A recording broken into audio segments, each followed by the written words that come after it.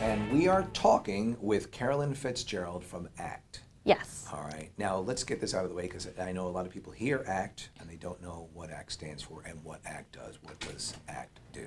So we're the Animal Care and Control Team of Philadelphia, and we are the City of Philadelphia's Animal Control Shelter, which means our shelter is solely responsible for any animal that is stray or an animal that can no longer be cared for in the City of Philadelphia. I've been down over to the facility.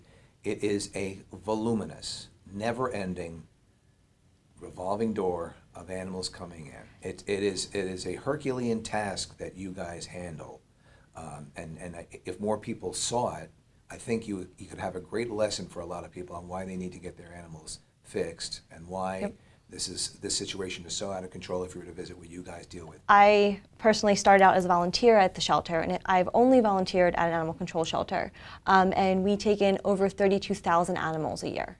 So when you let that think in, that's like a small private college. Yeah. Like huge. And it is just the sheer numbers you see some days are overwhelming, but we take every opportunity to do life-saving work and to get our animals out there and to get them to rescues or into foster homes or get them adopted. And these opportunities to talk about what we do, how we do it, and how we can do more with the public's help and with volunteers' help is one of the most important missions our shelter has. Taking care of a pet properly and adding a pet to your home, I think people have a misconception about, financially what an undertaking it can be. Yeah, it's almost like when people, to liken it to having children. Yeah. People don't, a baby's a joy in some people's lives, and they're also expensive. Yeah. And they also require care, Yeah. and that's part of having an animal as part of your family, and that's what we really try to push. Animals are for companionship, and they're not, legally they're actually property, but they're not property when you view them with love. And we're hoping by doing the outreach we're doing and also having things to prevent surrender.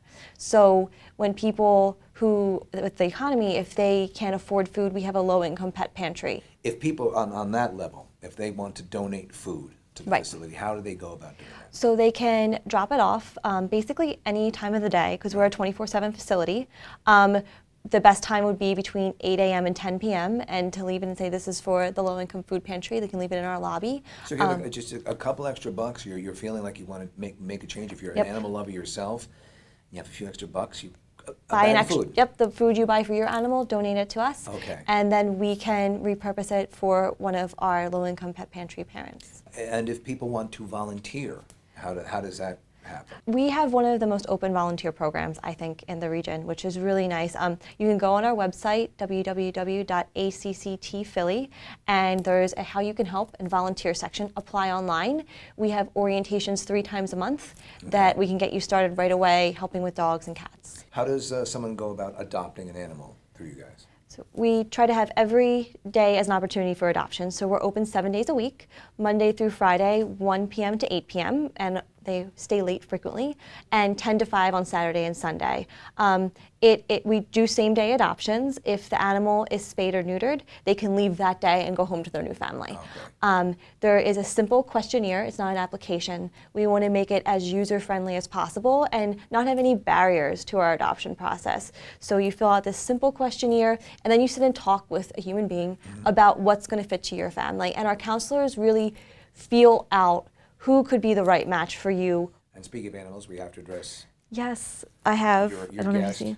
This is Grandma, and she's actually from ACCT. I took her home as a foster because we foster just like you do. Yeah, that's weird that because we have right now we have 7 cats and a dog that are all that have been fostered. So.